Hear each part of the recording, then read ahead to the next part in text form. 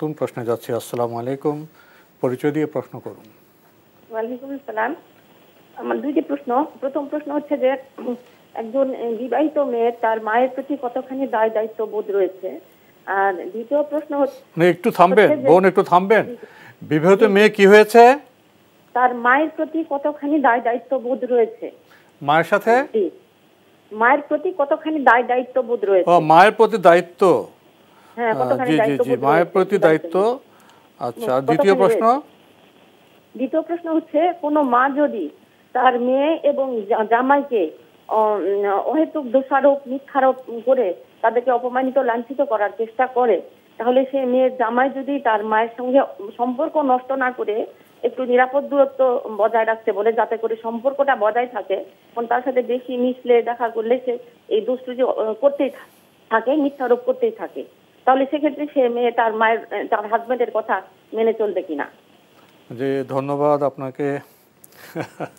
এদের প্রাককালে মা মেয়ের সম্পর্ক, এটা তো আমরা চাই না।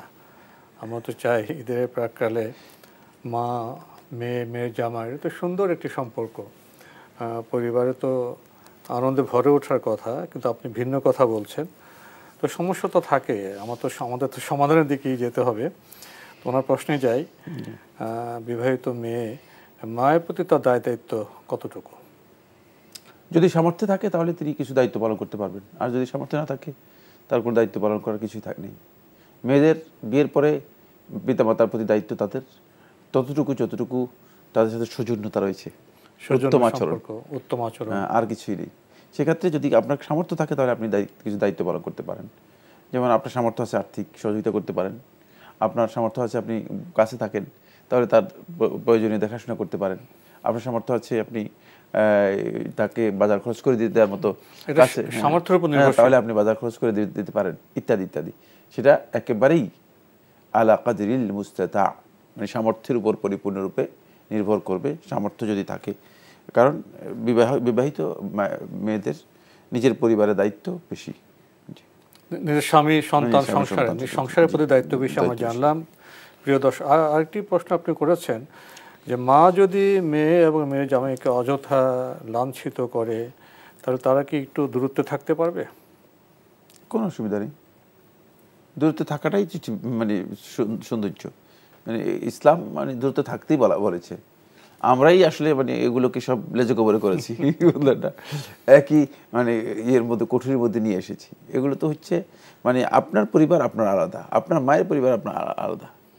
সুতরাং বিয়ে হওয়ার পরে মেয়ে হলো তার স্বামী সন্তানের আলাদা, সম্পূর্ণ আলাদা পরিবার, কিন্তু আমরা একই কোঠরির মধ্যে নিয়ে এসে শেষে এই যে প্রশ্ন, দুটি প্রশ্ন একই সূত্রে গাথা, দুটি প্রশ্নের আবহটা কি খেয়াল করছেন কিনা? একটা কঠিন আবহ, যদিও মানে প্রশ্নকারী এটা আমাদেরকে উল্লেখ করে, কিন্তু আমরা প্রশ্ন থেকে বুঝে গিয়েছি যে মানে পরিবেশটা বেশ মানে ক্ষতিগ্রস্ত একটা পরিবেশ। জি, ঈদের প্রাক্কালে আমরা দোয়া করি প্রিয় দর্শক, আপনি আপনার স্বামীকে নিয়ে পরিবারকে ভালো থাকুন।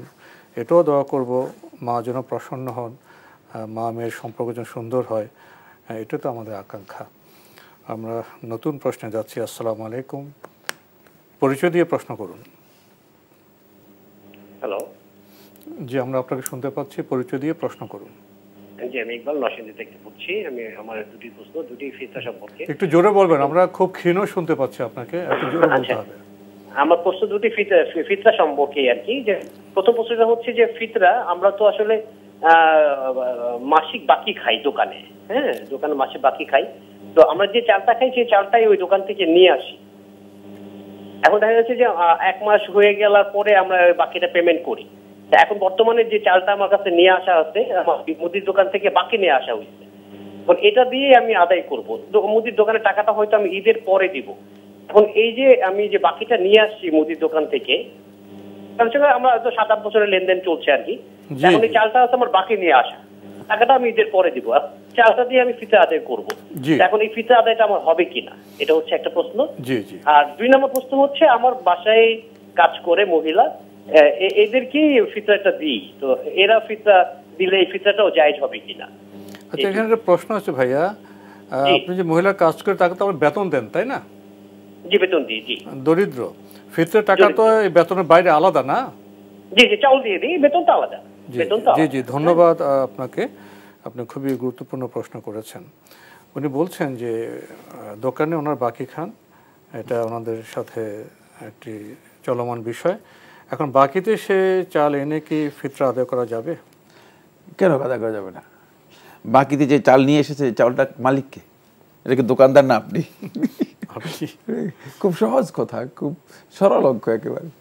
আপনার ঘরে আপনি কিনে আনার পরে এর মালিকের আপনার, সুতরাং বাকিতে কিনে এনেছেন। বাকিতে কিনে বা যেভাবে কিনেন, আপনি যদি সেখান থেকে মানে ফিতরা আদায় করেন, আপনার ফিতরা আদায় হয়ে যাবে। জি, আপনার আদায় হয়ে যাবে। প্রিয় দর্শক, আরেকটি প্রশ্ন করেছেন, বাসায় যে মহিলা কাজ করে বেতন তো আলাদা দেন, সে দরিদ্র মহিলাকে কি ফিতরার চাল দিতে পারবেন? দিতে পারবেন। কাজের লোক, বাসার দারোয়ান অথবা বাসার যারা সহায়ক যারা আছে, যারা সার্ভিস দিচ্ছে, সার্ভিসম্যান, ওয়াচম্যান, আদার্স যারা আছে, যারা দরিদ্র, এদেরকে দিতে পারবেন।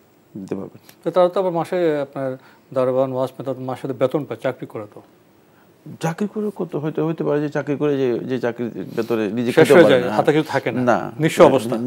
হ্যাঁ, যদি এমন হয় যে সে মানে তার কাছে, সেটাও একটা প্রশ্ন, সেটা হলো এই, যদি এমন হয় যে তার কাছে মানে আর্থিক স্বাচ্ছল্য আছে, মানে তার কোনো অভাব নেই, তাহলে তাকে দিতে পারবেন না।